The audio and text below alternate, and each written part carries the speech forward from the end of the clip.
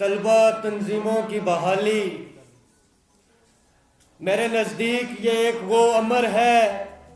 یہ وہ مطالبہ ہے کہ جس سے سب سے پہلے موروثی سیاست کا خاتمہ ہوگا۔ آپ کے اعلیٰ اداروں میں بیٹھے ہیں، ان کی نسلوں کے لیے یہ کفن ہوگا۔ یہ طلبہ تنظیموں کی بحالی ان تمام لوگوں کے لیے پھانسی کا پھندا ثابت ہوں گی جو لوگ ملک پاکستان کو گزشتہ 73 سالوں سے لوٹ رہے ہیں۔ یہ ان لوگوں کے لیے سفر آخر ثابت ہوں گی جنہوں نے گزشتہ 38 سالوں سے طلبہ تنظیموں پر پابندی لگائی ہے۔ ایوان میں آ کر بیٹھے ہیں، آپ کو شرم آنی چاہیے کہ آپ نے پچھلے 3 سالوں میں ابھی تک طلبہ تنظیموں کو بحال نہیں کیا گیا۔ طلبہ تنظیموں کی بحالی اس لیے بھی ضروری ہے کہ میں سمجھتا ہوں پاکستان کے تعلیمی ادارے صرف تعلیمی ادارے نہیں رہے، وہ ایک بزنس اینٹی بن چکے ہیں جو طلبہ سے فیس کے نام پر پیسے بٹورتے ہیں اور ایک جاگیردارانہ نظام کو تقویت بخشتے ہیں۔ میں سمجھتا ہوں طلبہ تنظیموں کی یہ جو پابندی ہے، اس کی وجہ سے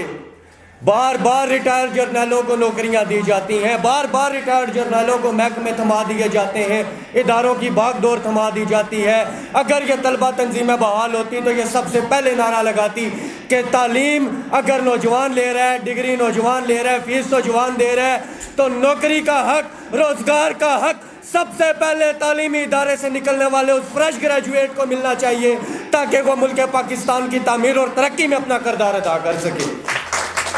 یہ طلبہ تنظیموں کی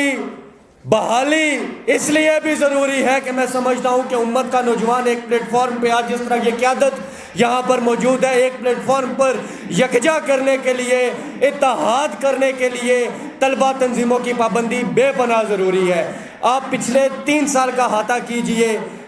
کہ سب سے پہلے 27 لاکھ یونیورسٹی کے طلبہ کو فی کا ریلیف دلوانے کے لیے طلبہ کس طرح روڈوں پہ خوار ہوئے، پھر کیمبرج کے 2 سال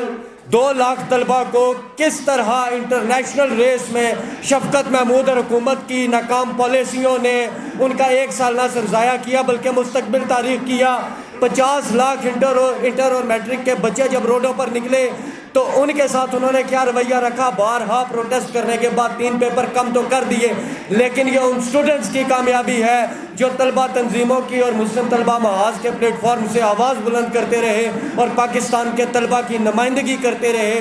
اس کے بعد آپ دیکھیے کہ جب یہ طلبہ اپنے حقوق کے لیے ڈی چوک پہنچتے ہیں تو ان کو پابند سلاسل کر دیا جاتا ہے، پابند سلاسل کر دیا جاتا ہے، پس دیوار زندان ڈال دیا جاتا ہے۔ لیکن آج میں پھر یہاں پہ دوبارہ کہتا ہوں کہ لوگوں میرے افکار پہ پہرے نہ بٹھاؤ، جذبے کبھی پابند سلاسل نہیں ہوتے۔ تم دوبارہ جیل میں ڈالو، دوبارہ جھوٹی FIR دو، ہم بار بار نکلیں گے، اس جذبے کے ساتھ نکلیں گے کہ تمہیں ماننا پڑے گا کہ آرٹیکل 17 طلبہ کا آئینی، قانونی اور بنیادی حق ہے، پیدائشی حق ہے، ہم لے کے رہیں گے۔ جب تک نہیں دیا جائے گا ہم ایوانوں کے باہر اپنی آواز کو برسر پیکار